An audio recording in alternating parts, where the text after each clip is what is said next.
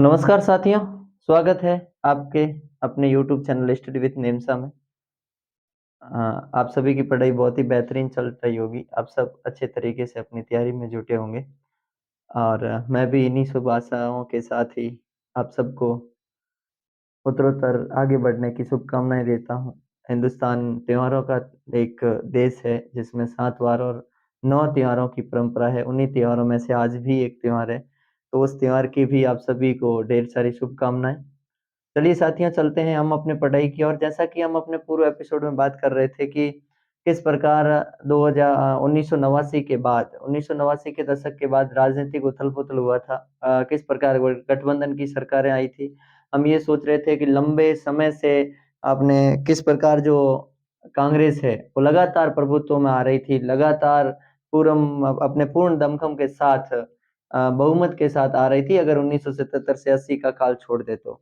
उसके बाद मतलब इस समय को छोड़ दें, बाकी लगातार कांग्रेस बेहतरीन तरीके से हिंदुस्तान की राजनीति में अपने पाँव जमा के रखे थे, जिस प्रकार अंग्रेज़ ने पाँव जमा के रखा था रामायण में, उसी प्रकार।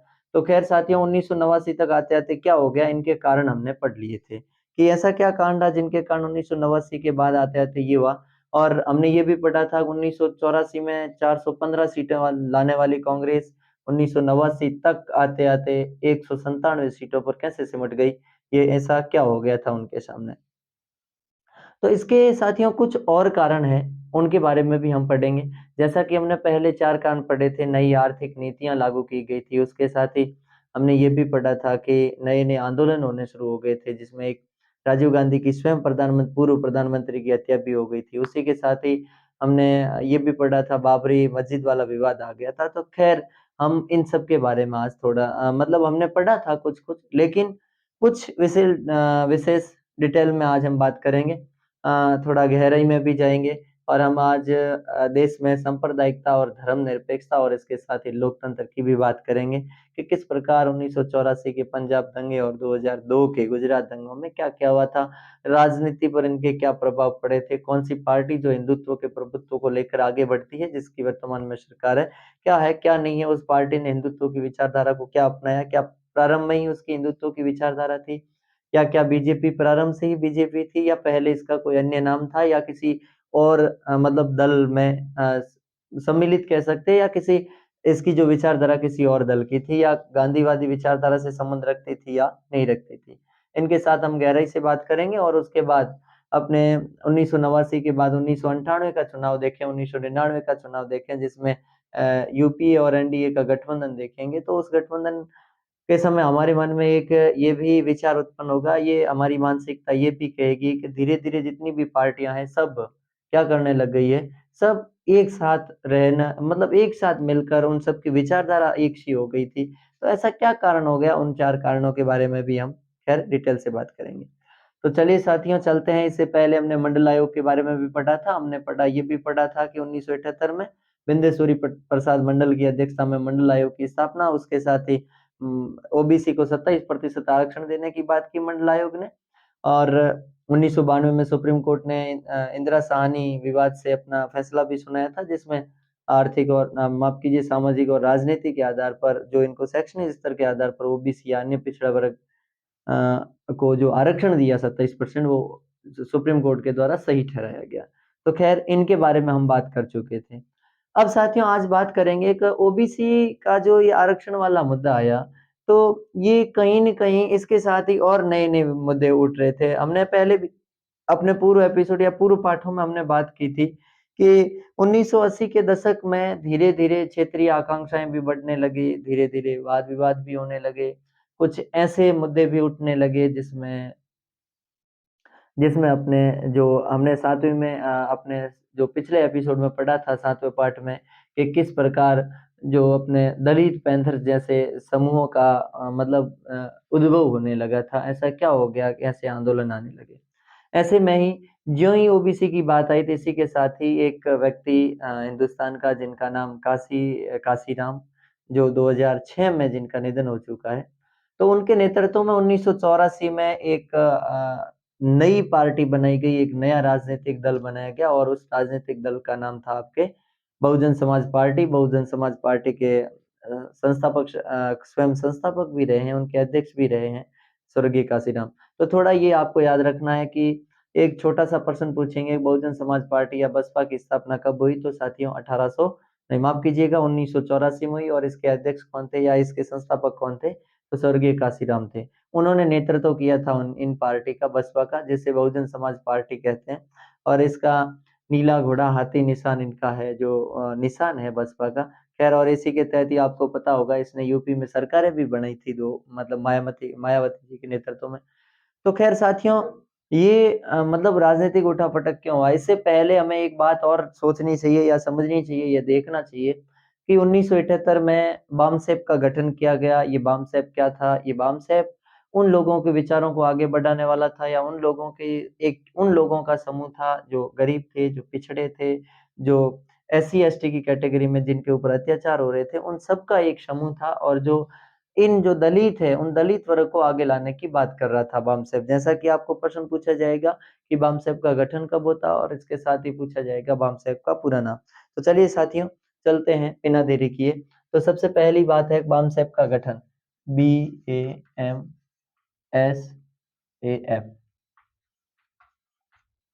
माफ कीजिए CAF, बामसेप। और बामसेप का गठन कब हुआ था साथियों? 1978 में। ठीक है। और बामसेप का पूरा नाम है आपके backward and minority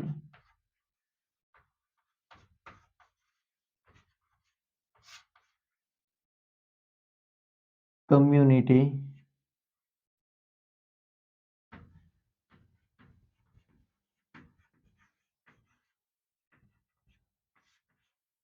communities employees federation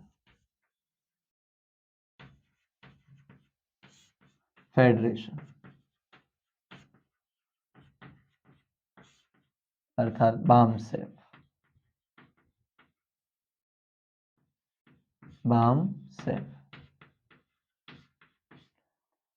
तो backward and minorities communities employees federation BAMCEF का पूरा नाम है। इसका गठन 1978 में होता है। इसके साथ ही इन्हीं के नेतृत्व के बाद राजनीति में एक ऐसा दल उभरा जो दलितों की बात रख रहा था, और जिसके पक्षधर या जिसके सारे के सारे वोटर कौन थे? दलित थे।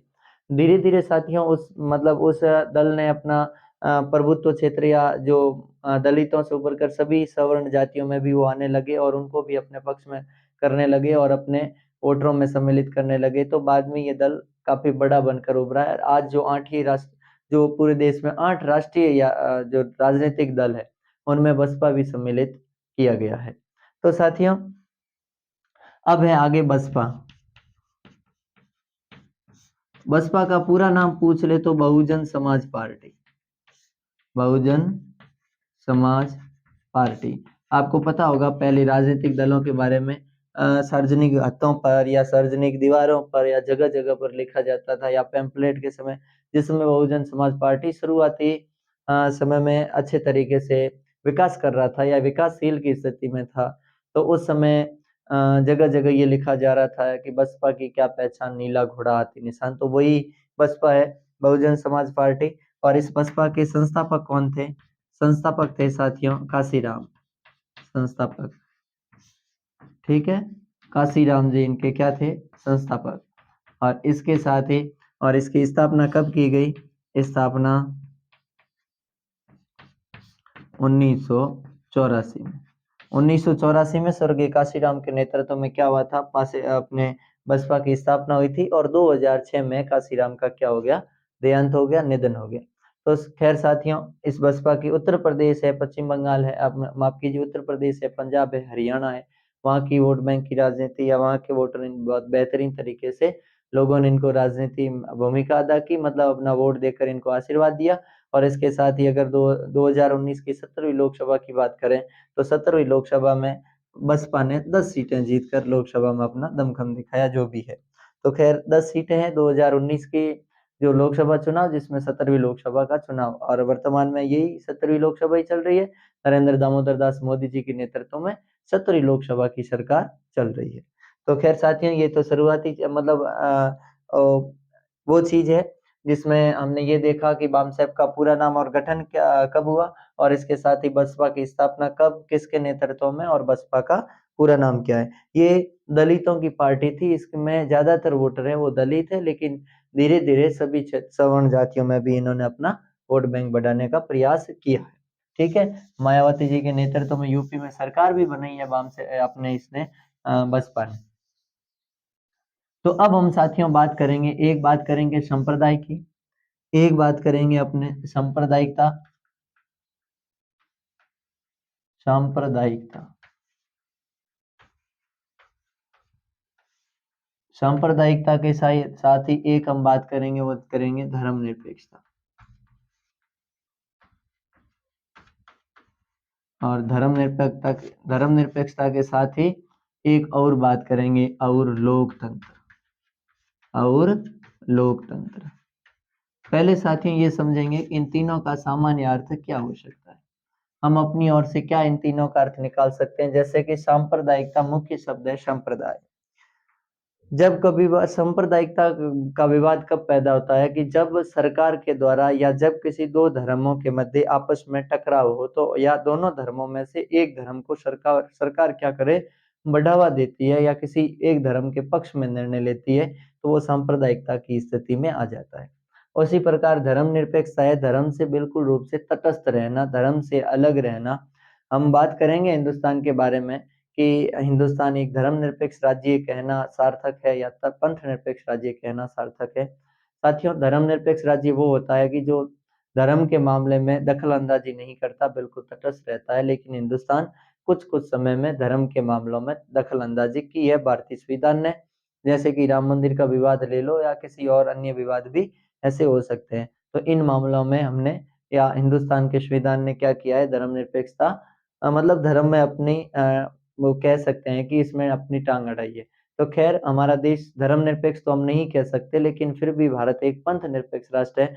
पंथों को मतलब भारत में पंथों के प्रति तटस्थता है, बल्कि धर्म के प्रति कोई तटस्थता नहीं है। उसी प्रकार हम हिंदू धर्म की बात करें, आपके मन में आ रहा होगा ये पंथ क्या होते हैं। तो जैसे हिंदू धर्म है, हिंदू धर्म के भी अलग है, शैव अलग है, वैष्णव अलग है, उसी प्रकार आर्य समाज अलग है, ब्रह्म समाज अलग है। ये सब हिंदू धर्म के ही छोटे मोटे मतलब अलग अलग एक संप्रदाय है, एक पंथ है। इसी प्रकार आप साथियों ईसाई धर्म की बात करो तो उनमें प्रोटेस्टेंट है और कैथोलिक है, ये उनके अलग अलग पंथ है। इसी के साथ ही बौद्ध धर्म के हीनयान और महायान है। उसी प्रकार अगर इस्लाम धर्म की बात करें तो इस्लाम धर्म में भी शिया और सुन्नी जैसे अलग अलग पंथ है। तो हिंदुस्तान इन सब पंथों से तटस्थ रहता है। इन सब हिंदुस्तान का संविधान और हिंदुस्तान की न्यायपालिका हमेशा पंथों से परे रहती है। तो हिंदुस्तान के लिए धर्म निरपेक्षता की बजाय पंथ निरपेक्ष शब्द का प्रयोग करना बेहतरीन होगा या उचित होगा, जहां तक मेरी विचारधारा यही है। बाकी साथियों और वास्तविकता भी यही है, क्योंकि हिंदुस्तान हम धर्मनिरपेक्ष राष्ट्र उसे कहते हैं कि जो धर्म से बिल्कुल तटस्थ रहे। जैसे कि फ्रांस की बात करें, फ्रांस पूर्ण रूप से धर्म धर्म से तटस्थ है। फ्रांस बस एक ही धर्म है, वो है मानव धर्म। मानव हम सबके लिए, चाहे किसी भी जाति का हो, किसी भी धर्म का हो, कोई लेना देना नहीं है, लेकिन मानव है तो इसका मतलब उसके प्रति सभी व्यक्तियों के प्रति समानता का कानून। हम हमेशा बात करते हैं सिविल नागरिक संहिता, यूनिफॉर्म सिविल कोड, समान नागरिक संहिता की बात आर्टिकल 44 में, लेकिन हमारा देश अभी भी लागू नहीं कर पाया है। हमारा देश अभी भी मुसलमानों और हिंदुओं के लिए अलग अलग यहाँ के कानून बनाता है, अलग नियम बनाता है। जैसे हम आगे एक तलाक के नियम पढ़ेंगे, जिसमें आपको पता होगा 3 तरीके की इनकी तलाक होती है, तलाक ए हसन, तलाक ए बिदत और तलाक ए मतलब अहसन। तो खैर इनके बारे में भी हम विचार करेंगे, इनके बारे में भी बातें करेंगे। खैर इस बात में नहीं, इस वीडियो में नहीं करेंगे, कभी समय मिला तो और कभी जरूर करेंगे साथियों इनसे भी। और अगली चीज है मतलब और अगली चीज है वो है अपनी लोकतंत्र। लोकतंत्र जैसे इब्राहिम लिंकन से बेहतर कोई परिभाषा हो नहीं सकती कि जनता का, जनता के लिए या जनता के द्वारा किया जाने वाला शासन ही क्या कहलाता है, लोकतंत्र। अर्थात लोगों का समूह है, लोगों का तंत्र है, जहाँ जनता ही सर्वोसर्वा है।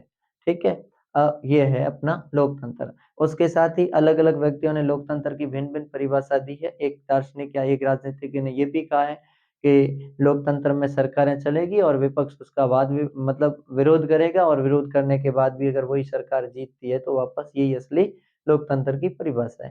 खैर बहुत सारी परिभाषाएं हैं, लेकिन लिंकन की परिभाषा से बेहतर कोई परिभाषा नहीं हो सकती। जनता का, जनता के द्वारा और जनता के लिए किया जाने वाला शासन ही क्या कहलाता है, लोकतंत्र।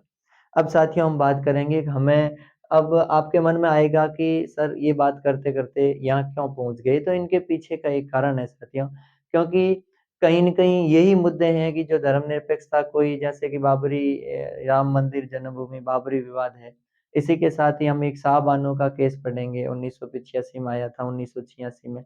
मतलब हम ये भी पढ़ेंगे कांग्रेस पार्टी के मतलब 1989 में हारने के कुछ क्या कारण थे, उन कारणों के बारे में।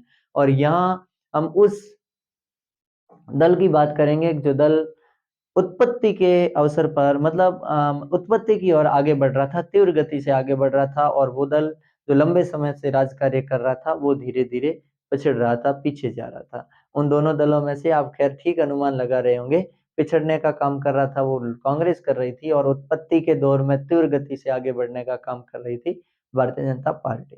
तो खैर साथियों, हम पहले पढ़ेंगे भारतीय जनता पार्टी के बारे में। भारतीय जनता पार्टी की नींव कहाँ से शुरू होती है और क्या होता है? साथियों, जैसा कि आपने दूसरे पार्ट में पढ़ा होगा, जनसंघ। जनसंघ एक प्रकार हिंदुस्तान का ही दल है। इसकी स्थापना होती है 1951 में।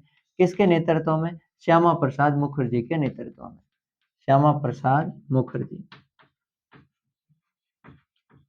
और फिर इसी जनसंघ को साथियों दूसरा, फिर बाद में इसी जनसंघ को मतलब ये जनसंघ के बहुत सारे नेता फिर किस में सम्मिलित हो गए? जनता दल में।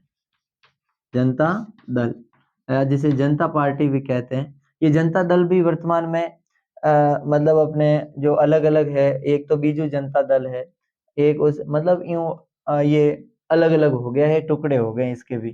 तो ये जनता दल 1977 में पहली बार सरकार बनी थी मोरारजी देसाई की। मोरारजी देसाई। ठीक है साथियों, और इसी जनता दल से 1980 में एक नई पार्टी निकलती है जिसका नाम है भारतीय जनता पार्टी। भारतीय जनता पार्टी, अर्थात जिन्हें बीजेपी के नाम से जाना जाता है, बीजेपी। अब साथियों, ज्यों ही 1980 में भारतीय जनता पार्टी आई, 1984 तक, 85 तक, 84 और 86 तक भारतीय जनता पार्टी की विचारधारा थी वो गांधीवादी समाजवाद की विचारधारा थी। कैसी विचारधारा? गांधीवाद, गांधीवादी समाजवाद, गांधीवादी समाजवाद। लेकिन फिर हुआ क्या था कि 1986 तक आते-आते इन्होंने अपनी विचारधारा को परिवर्तन किया, और भारतीय जनता पार्टी ने 1986 में अपने विचारधारा को हिंदुत्व शब्द ले आए। अपने विचारधारा में कौन सा शब्द ले आए? हिंदुत्व। और इन्होंने किसी एक विशेष धर्म की बात करते हुए हिंदू धर्म की पैरवी करनी शुरू कर दी, हिंदुत्व की बात करनी शुरू कर दी। जैसे कि हम पढ़ेंगे इसके साथ ही कि 1947 में जो मौलिक अधिकारों की कमेटी थी, इसके साथ ही अलग-अलग, तो उसमें अपने लौह पुरुष के नाम से विख्यात सरदार वल्लभ भाई पटेल लिखते हैं कि नियम कैसे बनाने हैं या कैसे नहीं बनाने हैं। अगर लचीले बनाने हैं या केवल ऊपरी बातें ही करनी है, तो वो भी हमारे ऊपर डिपेंड करता है या हमारे ऊपर निर्भर करता है। और नियम अगर ठीक बनाने हैं, अच्छे बनाने हैं, नियमों को धरातल पर उतारना है या सभी के साथ बिना भेदभाव रहित कोई कार्य करना है, तो वो भी हमारे ऊपर ही निर्भर करता है। तो खैर, उन्होंने बेहतरीन तरीके से धर्मनिरपेक्षता की बात की थी। उस समय कोई ऐसी बात नहीं आई थी कि जिससे कि कुछ गलत हो जाए। तो खैर, उन्होंने तो बेहतरीन ही बात की थी, लेकिन ये हिंदुत्व की विचारधारा 1946 में, 86 में। अब आपके मन में विचार आएगा कि ये हिंदुत्व शब्द सबसे पहली बार किसने दिया और हिंदुत्व की विचारधारा कहाँ से उठाई? आपको पता होगा साथियों, बीजेपी के या बीजेपी की जो अवधारणा तैयार होती है, वो अवधारणा वीर दामोदर सावरकर, वीडी सावरकर के विचारों से परिपूर्ण है। अपने भारतीय जनता पार्टी की विचारधारा कहीं न कहीं वीडी सावरकर की जो विचारधारा है, वही बीजेपी की विचारधारा है। तो वीर सावरकर ने सबसे पहले हिंदुत्व शब्द का प्रयोग किया था, और उन्होंने कहा था कि हिंदुत्व दुनिया की सबसे महान जाति है, दुनिया की सबसे संस्कृति, सनातन धर्म की एक ऐसी संस्कृति है, और इसके बिना विकास होना संभव नहीं है। या हिंदुस्तान में सर्वाधिक अगर किसी अ, धर्म की बात करें या किसी संस्कृति की बात करें या किसी मज़हब की बात करें, तो सर्वाधिक जनसंख्या में हिंदू धर्म के लोग रहते हैं, जिसमें लमसम 80% जनसंख्या है वो हिंदू है। तो फिर खैर, उनका थोड़ा झुकाव हिंदुत्व की ओर था। खैर, वे पहले भी बात मुसलमानों की एकता की बात नहीं कर रहे थे। आज ये घटना नहीं है, आज परिवर्तन हो चुका है मामला। हमारा देश एक धर्मनिरपेक्ष देश है, 1950 में ही हमने स्वीकार कर लिया। उन्नीस जैसे कि हम अगर नेहरू के विचार देखेंगे 1947 में, जिस समय देश आज़ाद होने के तुरंत बाद, तो नेहरू जी ने कहा था कि हम चाहकर भी मुसलमानों को पूर्ण रूप से हिंदुस्तान से बाहर नहीं निकाल सकते। और उसके साथ ही जिन्ना के भी विचार हमने पढ़े हैं अपनी ही इस एनसीईआरटी में। तो उसमें जिन्ना बताते हैं, क्या कहते हैं जिन्ना, कि जितने भी हिंदू हैं हमारे देश में, पारसी, जैन, सिख, ईसाई, मुस्लिम, जितने भी लोग हैं उन सबको पाकिस्तान अपने जगह अपने देश में रहने के लिए उनको शरण दे रहा है। और इसके साथ ही हिंदू अपने भले ही मंदिरों में जाए और पूजा अर्चना करे, अर्थात कहने का मतलब है उन्होंने हिंदुओं को छूट दी थी। लेकिन जैसा कि हम देख रहे थे, सांप्रदायिकता का जो माहौल था 1947 में, इसीलिए तो हम उस दिन को याद करने के लिए 14 अगस्त के दिन को विभीषिका दिवस के रूप में भी मनाते हैं कि किस प्रकार हजारों लाखों लोग मरे थे उस समय, एक दूसरे हिंदू मुसलमान आपस में कटे थे। और हमने ये भी बात की थी पहले मेरे किसी एपिसोड में कि किस प्रकार पाकिस्तान से आने वाली जो गुजरात अपने पंजाब स्टेशन पर जो ट्रेन आई थी उसमें मात्र एक व्यक्ति जीवित था, और वो था रेल का लोको पायलट, जो ड्राइवर है रेल को चला रहा था। और पैम्पलेट चिपकाए गए थे रेल के अंदर और लिखा गया था गांधी और नेहरू को आज़ादी का ये तोहफा। तो खैर ये कंडीशन चल रही थी, लेकिन हम भी पीछे नहीं हटे थे साथियों। इस मामले में भी दिल्ली में भी मुसलमानों को खूब मारा गया था। तो खैर, कहने का मतलब मैं ये धर्म विरोधी बात नहीं कर रहा हूँ, हम बात कर रहे हैं कि 1947 में क्या क्या हुआ। देखिए साथियों, की चाहे कोई भी व्यक्ति किसी भी धर्म का हो, कैसा भी हो, चाहे कुछ भी हो, लेकिन मानवता सबसे बड़ा धर्म है। शांति प्रिय ही कोई भी देश विकास तब करेगा जब देश में शांति होगी, जब देश में विचारधारात्मक गठबंधन होने के बावजूद भी, जब देश में अलग अलग धर्मों के लोग रहने के बावजूद भी हिंदुस्तान एक या कोई भी देश धर्मनिरपेक्षता की पैरवी करेगा, तब वो देश मतलब निरंतर गति से या तीव्र गति से आगे की ओर प्रगतिशील होगा, मतलब विकासशील होगा। जैसा कि 2002 के गोधरा कांड के बाद हमारे देश के तत्कालीन प्रधानमंत्री, जिनका नाम अटल बिहारी वाजपेयी जी ने कहा था, तत्कालीन गुजरात के मुख्यमंत्री के संबंध में कहा था कि एक शासक को अपनी राज धर्म का पालन करना चाहिए, अपनी प्रजा की रक्षा करनी चाहिए, सभी धर्मों को छोड़ दिया जाए, सभी जातियों को छोड़ दिया जाए, बल्कि मानव धर्म की बात करते हुए उसे सभी व्यक्तियों की क्या करनी चाहिए, रक्षा करनी चाहिए साथियों। ऐसा हमारे प्रधानमंत्री जी ने तत्कालीन गुजरात के मुख्यमंत्री जी को कहा था। तो खैर, ये सारी की सारी बातें हैं जो हम आज पढ़ेंगे। अब देखिए, 1980 में भारतीय जनता पार्टी आई। 1980 में भारतीय जनता पार्टी आने के बाद अ, अपने जो 1984 तक भारतीय जनता पार्टी की जो विचारधारा थी वो गांधीवादी विचारधारा, उसके साथ ही दीनदयाल उपाध्याय के समग्र मानवतावाद सिद्धांत के ऊपर निर्भर कर रही थी ये पार्टी। और फिर 1986 में इन्होंने हिंदुत्व की पैरवी की और इसके बाद ये लगातार पार्टी उत्तरोत्तर आगे की ओर बढ़ती है। और ये पार्टी पहली बार 1998 में अटल बिहारी वाजपेयी के नेतृत्व में एनडीए का गठबंधन से सरकार बनाती है।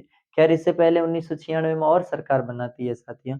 उस समय बहुमत मिलता है इस पार्टी को, लेकिन पूर्ण बहुमत नहीं मिलता है। सरकार 13 दिनों में ही क्या हो जाती है, मतलब सरकार समाप्त हो जाती है, इस्तीफा देना पड़ता है मतलब प्रधानमंत्री जी को। तो खैर ये चीजें हैं। अब उसी समय क्या हुआ था साथियों कि कोई भी खैर कहते हैं ना कि जिसका भगवान साथ देता है, हो सकता है कभी कभी किसी व्यक्ति का भगवान भी साथ दे देता है। तो ऐसा हुआ बीजेपी के साथ, दो ऐसी घटनाएं हुई, उन दो घटनाओं का जिक्र करेंगे। एक तो था शाहबानो केस और दूसरा है वो है अपना राम मंदिर विवाद। ठीक है, तो शाहबानो केस क्या है और राम मंदिर विवाद क्या है, पहला हम पढ़ेंगे। बीजेपी के आगे आने के मतलब दो कारण क्या क्या रहे हैं। तो सबसे पहला कारण है वो तो है अपना शाहबानो केस। ये शाहबानो एक मुस्लिम महिला है, इनके पति एक वकील थे और उन्होंने मतलब शाहबानो के पांच छह मेरे ख्याल से जहां तक मुझे याद आ रहा है इनके पांच छह पुत्र भी थे। तो शाह 62 वर्ष की आयु में शाहबानो को क्या कर दिया, इनके पति के द्वारा इन्हें तलाक दे दिया गया। कितने वर्ष की आयु में, 62 वर्ष की आयु में, वर्ष की आयु 62 वर्ष की आयु में क्या दिया गया, आयु में तलाक दिया गया। और इसीलिए इन्होंने सुप्रीम कोर्ट का क्या लिया, तलाक। और इन्होंने सुप्रीम कोर्ट का दरवाजा खटखटाया और सुप्रीम कोर्ट ने साहबानों के पक्ष में अपना निर्णय दिया। और कब दिया, ये केस है 1984 का, अपने 1985 का। 1985 में ही सुप्रीम कोर्ट ने अपना फैसला दिया कि साहबानों के पक्ष में। और साहबानों ने कहा था कि मुझे तलाक तो दे दी मेरे पति ने, लेकिन मेरा जो खर्चा है, मेरी जो आजीविका चलाने के लिए मुझे कुछ खर्चा चाहिए, वो मेरा पति देगा। और सुप्रीम कोर्ट ने स्वीकार किया था कि साहबानों इस मामले में सही है और साहबानों के पति को क्या करना चाहिए, अपने मतलब इनको बता देना चाहिए, भरपाई करवानी चाहिए, इनको आजीविका पूर्ण करवानी चाहिए। क्योंकि बात ही यही लिखी गई है, मतलब अमूमन हम सुनते आ रहे हैं कि अगर किसी महिला को तलाक दिया जाता है, जब तक वो महिला अगली शादी नहीं करे, तब तक के लिए पूर्व पति है उसके, उसकी आजीविका को पूर्ण रूप से उसकी भरपाई करेगा। ठीक है। खैर साथियों, तो ये तो 62 वर्ष की महिला है, क्या आगे शादी करे और क्या नहीं करे, खैर ये सारी बातें आगे समाप्ति हो जाती है। तो साहबानो मामला आया था 1985 में। 62 वर्ष की आयु की एक महिला थी, मुस्लिम महिला, उसके पति वकील थे और उन्होंने क्या दिया था, तलाक दी थी, किन्हें, साहबानो को। और 1985 में सुप्रीम कोर्ट ने किसके पक्ष में फैसला सुनाया, सर्वोच्च न्यायालय ने साहबानो के पक्ष में फैसला सुनाया। सर्वोच्च न्यायालय ने साहबानो के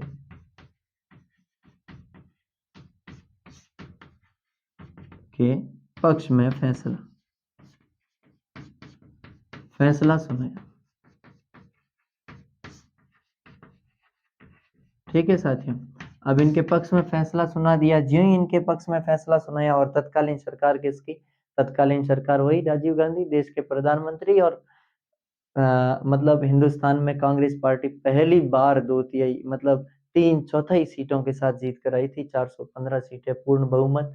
और ज्यों ही सुप्रीम कोर्ट ने ये कहा कि साहबानों को क्या दिया जाना चाहिए, बता दिया जाना चाहिए, आजीविका पूर्ति के लिए तनख्वाह दी जानी चाहिए, तो सुप्रीम कोर्ट के इस फैसले का उसमें मुस्लिम धर्म गुरुओं ने, मौलवियों ने उनका विरोध किया और उन्होंने कहा कि ये हमारे पर्सनल लॉ के खिलाफ है। और तत्कालीन राजीव गांधी की सरकार में 1986 में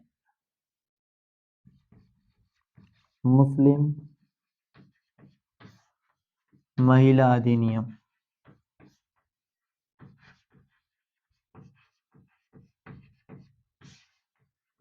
1986 पारित किया और इसके तहत क्या किया गया, सुप्रीम कोर्ट के फैसले को खारिज कर दिया। किसके फैसले को, 1986 में अधिनियम बनाया गया मुस्लिम महिलाओं के संबंधित, और सुप्रीम कोर्ट के फैसले को खारिज किया गया।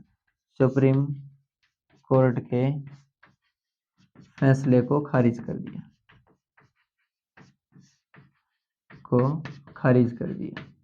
और ज्यों ही ये सुप्रीम कोर्ट का फैसला खारिज किया गया सरकार के द्वारा, तो सरकार के विरोध में लोगों ने, जो महिलाओं ने संगठन बनाने शुरू कर दिए। इसके साथ ही स्वयं लोकसभा के भी बहुत सारे व्यक्ति थे, उन्होंने भी विरोध किया। यहाँ तक कि बहुत कुछ मुसलमानों ने भी सरकार का विरोध किया था कि आप ये गलत कर रहे हो।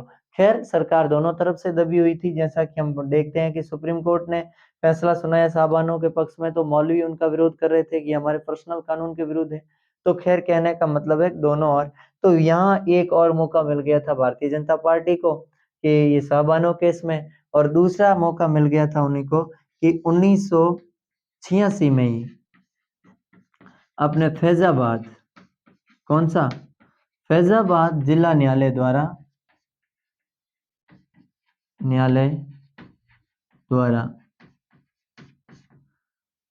राम मंदिर, राम जन्मभूमि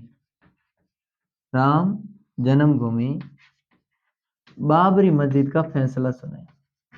बाबरी मस्जिद का फैसला।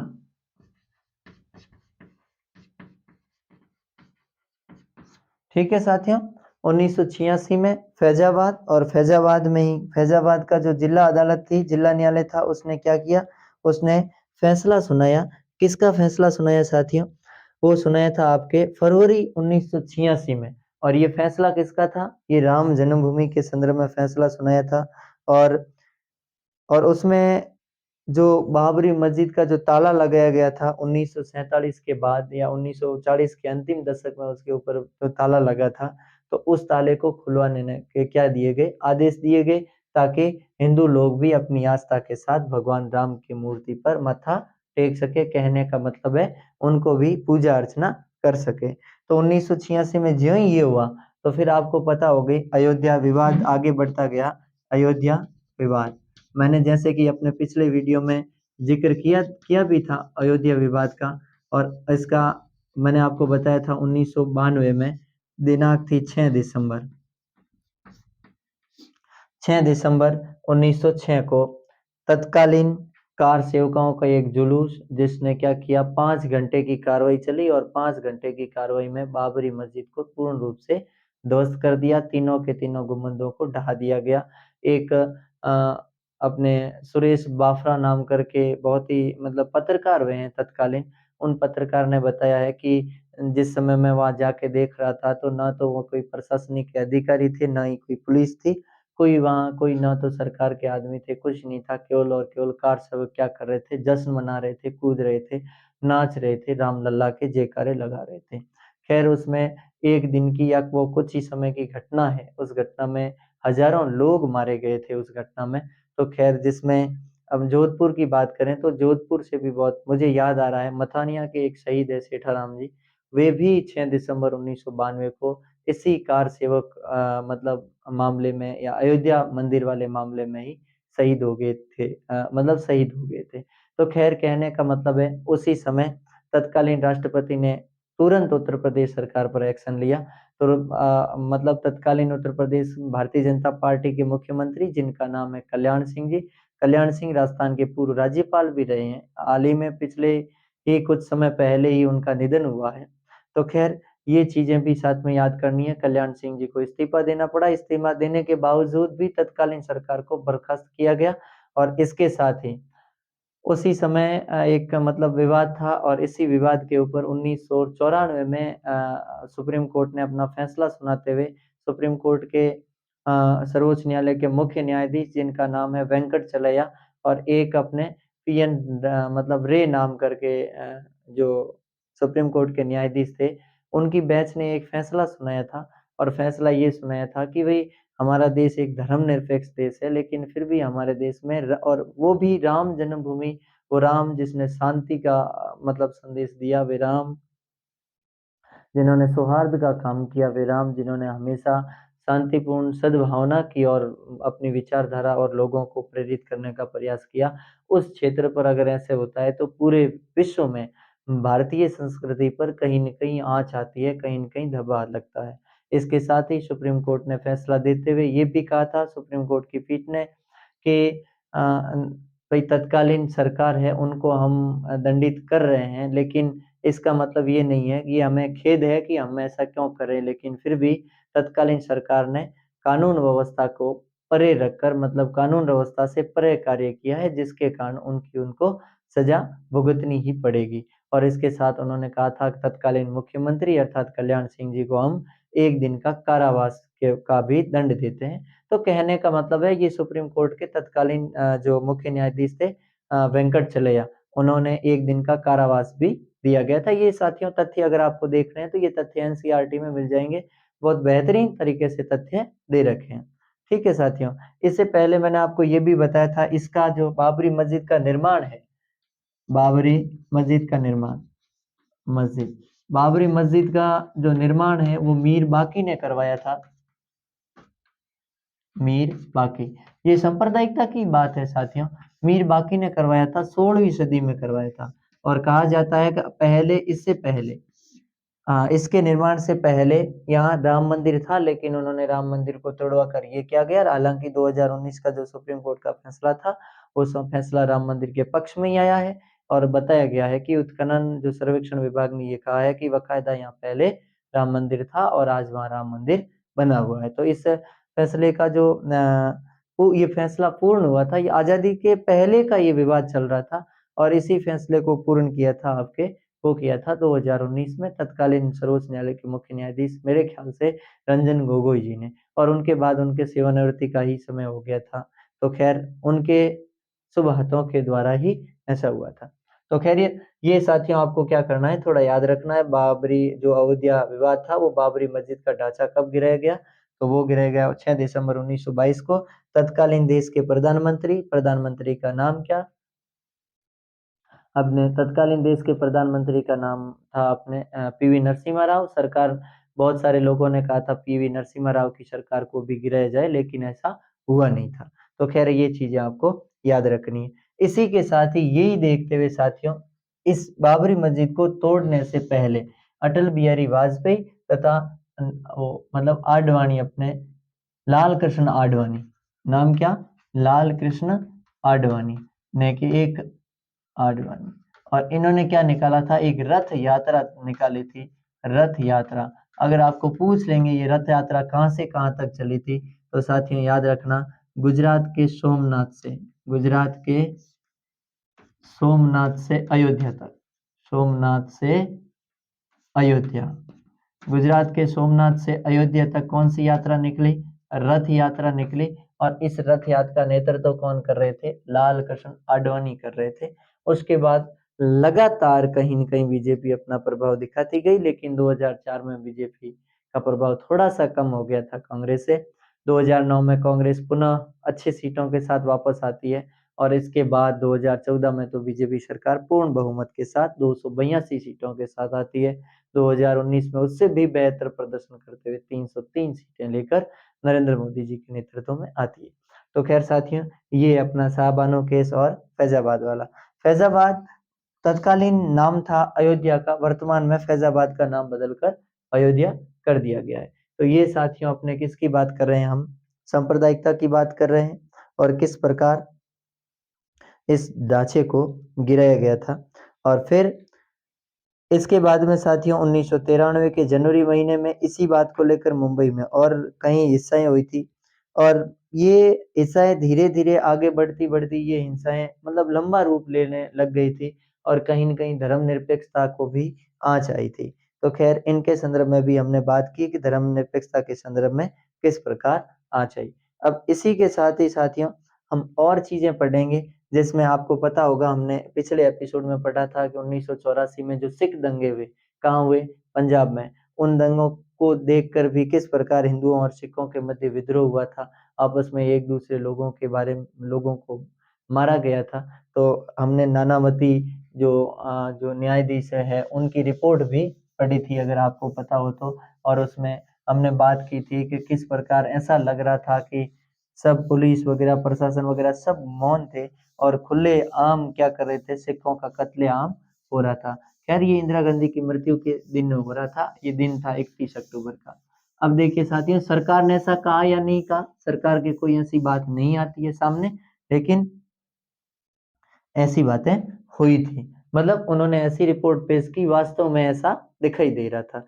अगर कोई भी मुद्दा होता है, मुद्दे पर एक्शन बाद में लिया जाता है, तब तक तो मुद्दा हो जाता है। इसके साथ ही धर्मनिरपेक्षता की बात करें तो 2002 में और हमारे देश में धर्मनिरपेक्षता की बात पर लांछन लगता है, और वो है 2002 गुजरात का गोधरा कांड। गोधरा कांड कब? 2002। अगर आप ठीक है, गोधरा कांड हुआ कहाँ था? गुजरात। और इसके साथ ही कौन से महीने में? ये फरवरी में हुआ था साथियों, फरवरी। एक समय तो समाप्त नहीं हुआ, जो इसकी शुरुआत ही है। हुआ क्या था? एक रेल दुर्घटना, रेल दुर्घटना। और ये हुआ था कि एक रेल के एक डिब्बे को जलाया, मतलब रेल को जलाया गया, और उस रेल में जो है लोहपतगामिनी, उसमें 57 लोग जिंदे मर गए थे। कितने लोग? 57 लोग मारे गए। ये अपना आंकड़ा एनसीईआरटी बताता है। इसी के साथ ही आज तक बताता है 59, कुछ 60, लगभग 60 बताते हैं। तो खैर आपको एनसीईआरटी का याद रखना है कि 57 लोग मारे गए थे, किसमें? रेल दुर्घटना में। और जिस समय ये 57 लोग मरे रेल में, जिंदे जड़े थे, आशंका या शंका ये जाहिर की गई कि किसी मुसलमानों के द्वारा इस रेल में क्या लगाई गई है? आग लगाई गई है। ये जो मरने वाले हैं इनमें हिंदू भी सम्मिलित थे, अन्य जाति के लोग भी थे। और उसी समय साथियों वापस मुसलमानों को या वहाँ सांप्रदायिक दंगा हुआ, और मुस्लिम और हिंदुओं के मध्य लगभग 1100 लोग मारे गए। मुस्लिम 1100 मुस्लिम मतलब अपने 1100 मुस्लिम मारे गए। कितने? 1100 मुस्लिम मारे गए। ये और आपको पता होगा इसी समय मैंने अभी कहा था पहले कि इसी समय देश के तत्कालीन मतलब अपने जो प्रधानमंत्री है, जिनका नाम था साथियों अटल बिहारी वाजपेयी, और उसी समय गुजरात के जो तत्कालीन मुख्यमंत्री है थे वो नरेंद्र दामोदर दास मोदी थे। तो खैर उन्होंने मतलब प्रधानमंत्री जी ने कहा था कि अगर कोई भी है जो शासक है उसे जाति धर्म इन सब से दूर हटकर क्या करना चाहिए, एक प्रजा का पालन करना चाहिए, एक अपने राज धर्म को निभाया जाना चाहिए। अर्थात उनका कहने का मतलब था कि ये जो विवाद वगैरह हुआ है इसमें मतलब मुख्यमंत्री जी की हो सकती है कहीं गलती हो, लेकिन बाद में मुख्यमंत्री जी को क्लीन चिट मिली थी। अभी इस केस का फैसला मेरे ख्याल से फाइनल हुआ है और जिसमें प्रधानमंत्री जो तत्कालीन मुख्यमंत्री वर्तमान प्रधानमंत्री निर्दोष साबित हो चुके हैं। खैर और हम ऐसी बहुत सारी घटनाएं भी सुनते आ रहे हैं और आपको पता होगा 2004 का जो चुनाव हुआ था और उस चुनाव में बीजेपी की हार का कारण भी अटल बिहारी वाजपेयी ने यही बताया है कि जो नरेंद्र मोदी जी के द्वारा जो किया गया गुजरात का गोधरा कांड है, कहीं न कहीं ये बीजेपी की हार का कारण बना था, ये एनडीए की हार का कारण बना था। तो खैर साथियों, एक आपको थोड़ा बहुत ये गुजरात का गोधरा कांड भी याद रखना है। आपको इतना याद रखना है फरवरी 2002 में, और गुजरात का कहाँ है गोधरा कांड का हुआ कहाँ था गुजरात में, एक ट्रेन को जला दिया गया था जिसमें 57 लोग मारे गए थे। ठीक है, 57 लोग मारे गए और इसमें लगभग वापस झड़प हुई हिंदू मुसलमानों के मध्य जिसमें लगभग 1100 लोग मारे गए, जिसमें हिंदू भी थे मुस्लिम भी थे। देखिए साथियों, लड़ाइयों में दोनों तरफ के लोग मरते हैं, ये जरूरी नहीं है कि एक और से ही लोग मरेंगे, सामने वाले मरेंगे नहीं। तो मारवाड़ी में मतलब एक कहावत है कि लड़ाई में टाबरों लाडू तो भैंसी जेनी। लड़ाई में तो मतलब अगर लड़ाई हो रही है तो दोनों पक्षों की हानि तो होनी संभव है। तो ये साथियों हम ये पढ़ रहे थे। अब हम मतलब अपने राजनीतिक उठापटक के बारे में बात करेंगे कि किस प्रकार राजनीतिक उठापटक आगे बढ़ती है और क्या-क्या परिवर्तन आता है, एक नया दौर किस प्रकार आगे चलता है और किस प्रकार नहीं चलता है। एक नई राजनीति के दौर में एक ऐसी सहमति का उदय हो रहा है जिसके तहत हम बात करेंगे क्या-क्या हुआ था। 2004 तक आते-आते ऐसी क्या हो गया था, क्या कंडीशन आ गई थी या क्या स्थिति हो गई थी जिससे कि सभी दल अपनी एकता में बात करने लगे। लगभग सभी दलों की विचारधारा एक जैसी हो गई। इससे पहले 2004 का चुनाव, 2004 का चुनाव साथियों यूपीए ने जीत लिया। यूपीए, और यूपीए का मतलब क्या है? संयुक्त प्रगतिशील गठबंधन। संयुक्त प्रगतिशील गठबंधन, प्रगतिशील गठबंधन। और संयुक्त प्रगतिशील गठबंधन का दूसरा नाम मतलब अगर आप यहाँ देखोगे तो इसे सप्रग भी कहते हैं। ठीक है साथियों, ये किसका गठबंधन है? कांग्रेस का। इसकी क्या बनी थी? 2004 में सरकार बनी थी। क्या बनी थी? सरकार। और कितनी सीटें मिली थी साथियों? 145 सीटें। कितनी सीटें? 145 सीटें। और इसके साथ ही विपक्ष को कितनी मिली? विपक्ष मतलब बीजेपी को, विपक्ष को मिली थी साथियों 138 सीटें। ठीक है, कितनी सीटें मिली थी विपक्ष को? 138 सीटें। तो ये थोड़ा सा आपको मतलब जानकारी रखनी है कि किस प्रकार क्या हुआ था। तो खैर 2004 में यूपीए की सरकार बनी, किसके नेतृत्व में बनी? देश के प्रधानमंत्री बने थे मनमोहन सिंह। कौन बने साथियों? मनमोहन सिंह। ठीक है, ये देश के क्या बने थे? प्रधानमंत्री बने थे। 2004 के चुनाव में ये हुआ। उसके बाद 2000 वापस 9 में चुनाव हुए तो 2009 के चुनाव में कांग्रेस को 244 सीटें। अगर यहाँ आपको 1989 के बाद कांग्रेस की सीटें याद करनी है तो देखिए कि सबसे पहले 1984 में 415 सीटें मिली थी। 1984, फिर अपने 197 सीटें मिली थी अपने 1989 में, फिर 1991, 1991 में आपके इनको 244 सीटें मिली। हाँ, और इसके बाद है 1996 में वापस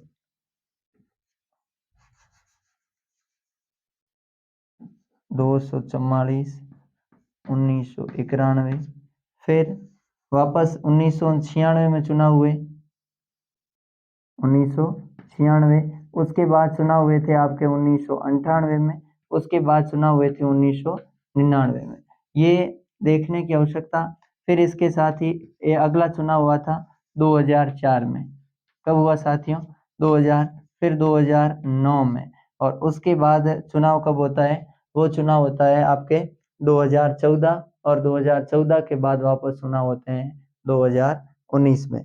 तो जैसा कि हम बात कर रहे थे पहले भी कि शुरुआत में सबसे पहली बार इनको 1984 में 445 सीटें मिली, 1989 में 197 सीटें मिली, और फिर 1991 में 244 सीटों के साथ कांग्रेस।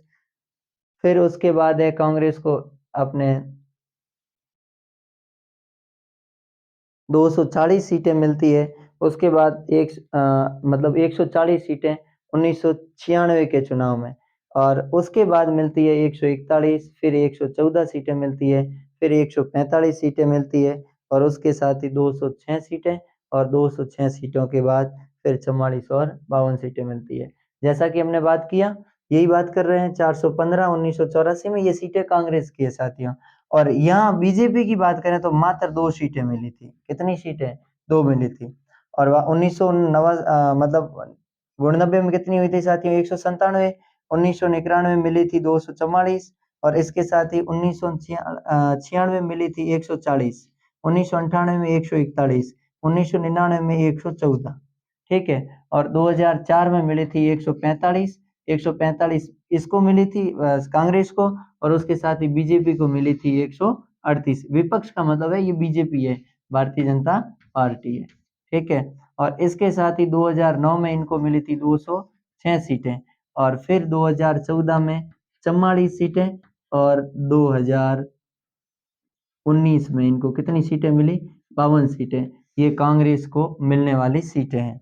ठीक है, ये सन है, और ये है सीटें किसको? किसकी सीटें? कांग्रेस की।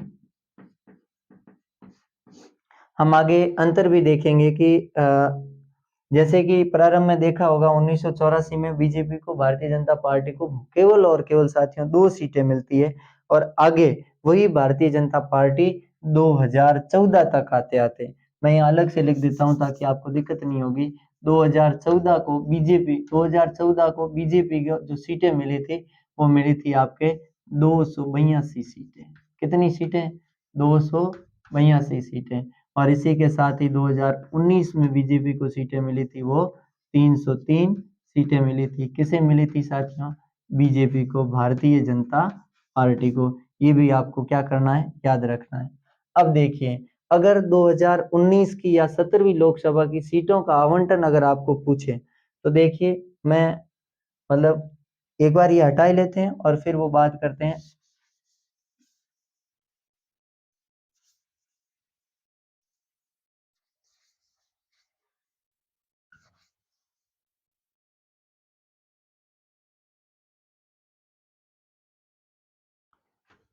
सत्तरवीं लोकसभा,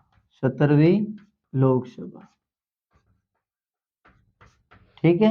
17वीं लोकसभा को 303 सीटें, मैं यहाँ लिख देता हूँ सीटें, और 17वीं लोकसभा कब हुई? 2019।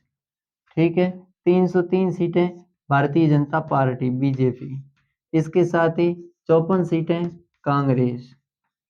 ठीक है, मतलब राष्ट्रीय भारतीय कांग्रेस।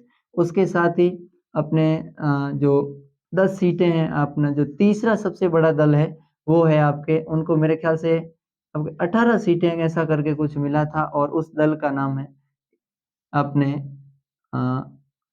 डीएमके। ठीक है, तमिलनाडु की पार्टी है, ये तीसरी सबसे बड़ी है। और उसके बाद है आपके चौथे नंबर पे, ये आप 2 याद कर लेना, एक तो 303 सीटें बीजेपी की, एक 54 सीटें हैं कांग्रेस की। सबसे बड़ा विपक्षी दल वर्तमान में कांग्रेस है। तीसरे नंबर पर आने वाला है वो आपके डीएमके है। डीएमके के बाद है अपने जो शिवसेना पार्टी है, जो आपको पता होगा, शिवसेना। ठीक है, ये 4 तक आपको पार्टियां थोड़ी याद कर लेना, ध्यान रख लेना कि सबसे बड़ा विपक्षी दल कौन सा है। तो सबसे बड़ा विपक्षी दल है वो आपके बीजेपी है, नहीं कांग्रेस है। और उसके साथ ही सर्वाधिक सीटें किसको मिली है? सर्वाधिक सीटें मिली है कांग्रेस भारतीय जनता पार्टी को 303। फिर कांग्रेस को मिली 52 सीटें। उसके साथ ही साथियों अपने जो शिवसेना को मिली है वो 18 सीटें मिली है। डीएमके को मिली वो 24 सीटें मिली है। और फिर जनता दल यूनाइटेड है, जनता बीजू दल है, यूनाइटेड को 16 मिली है। और बीजेडी मतलब बीजू जनता दल को 12 है और बहुजन समाज पार्टी को 10 सीटें हैं। अगर एक एक नंबर का कहीं हो सकता है छोटा सा प्रश्न बना लिया जाए तो आपको प्रारंभ में तो ये याद रखना है कि कितनी सीटें हैं। तो 17वीं लोकसभा में बीजेपी 303, कांग्रेस 54, डीएमके 24 सीटें, उसके साथ ही शिवसेना 18 सीटें, उसके साथ ही है जो अपने जनता दल यूनाइटेड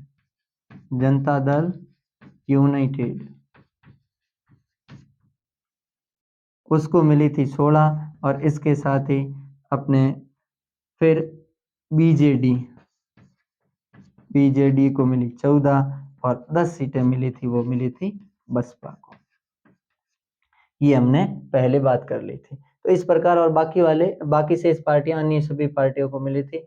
ये दो विशेष है, आपको याद कर लेना, नीचे वाले याद रहे या नहीं रहे ये याद करना है। वर्तमान में 17वीं लोकसभा चल रही है, 2019 में चुनाव होते हैं। टोटल कितनी सीटों पर चुनाव होते हैं? 543 सीटों पर चुनाव होते हैं। 2 राष्ट्रपति मनोनीत करता है, लेकिन मनोनीत वाला 104वें संविधान संशोधन के बाद ये निरस्त कर दिया गया, आर्टिकल 331। इसके साथ ही 303 सीटें बीजेपी और 54 सीटें कांग्रेस। सबसे बड़ा विपक्षी दल कौन है? कांग्रेस है।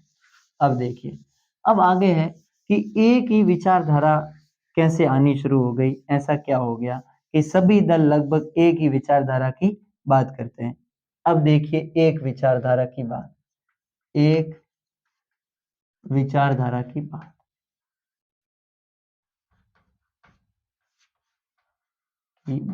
सभी दल है ना, वो एक विचारधारा की बात क्यों करते हैं? इसके 4 कारण हैं। पहला कारण है वो है अन्य पिछड़ा आयोग की बातों को मानना। आयोग की बातें स्वीकार करना। सभी दलों ने यह स्वीकार किया है कि अन्य पिछड़ा वर्ग आयोग को क्या दिया जाना चाहिए? आरक्षण दिया जाना चाहिए, उनकी रक्षा करनी चाहिए, उनको नौकरियों में बराबर अधिकार दिया जाना चाहिए, हक दिया जाना चाहिए। सभी धर्मों का ये मानना है, इसीलिए गठबंधन की बात में ये सबसे महत्वपूर्ण है। फिर दूसरी बात है कि नई आर्थिक नीति। कुछ लोगों ने नई आर्थिक नीतियों का क्या किया है? विरोध किया है, लेकिन बहुत सारे लोगों ने नई आर्थिक नीतियों को अपनाने की बात कही है। और उन्होंने ये भी कहा है कि ये नई आर्थिक नीतियां हिंदुस्तान के चहुमुखी विकास की ओर हिंदुस्तान को चहुमुखी विकास की ओर आगे बढ़ाएगी और देश को विकासशील की स्थिति से विकसित की ओर मजबूत ढंग से आगे अग्रसर करेगी। तो ये है नई आर्थिक नीतियां भी एक विचारधारा की बात करती है। इसके साथ ही साथियों जो प्रांतीय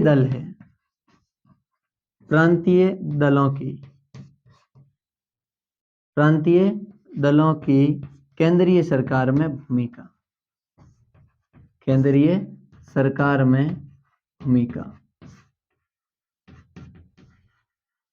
जो प्रांतीय दल है उन सभी प्रांतीय दलों को यूं ही गठबंधन की सरकारें बनने के बाद कोई भी जैसे छोटे छोटे अलग अलग दल है, उन 10 दलों को किसी को 10 सीटें मिली, किसी को 20 मिली, किसी को 30 मिली या किसी को 5 मिली, 7 मिली।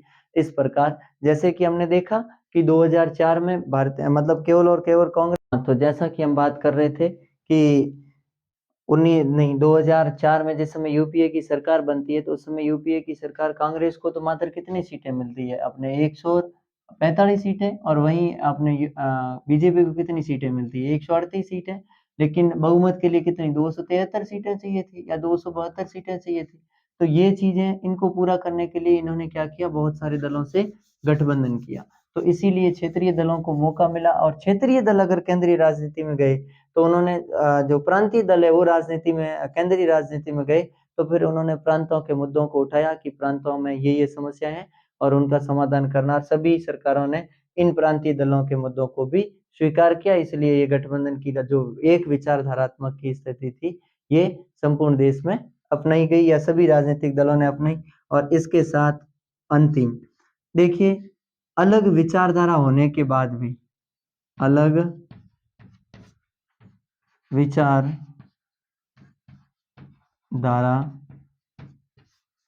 होने के बावजूद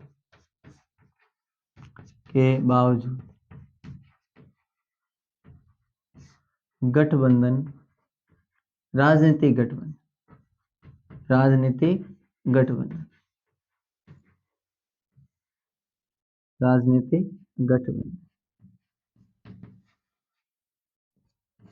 अब इसका मतलब क्या है कि विचारधारा अलग-अलग थी। प्रत्येक दल अपनी अलग-अलग विचारधाराओं को देखकर या अपने अलग-अलग विचारधाराओं को लेकर चलता था।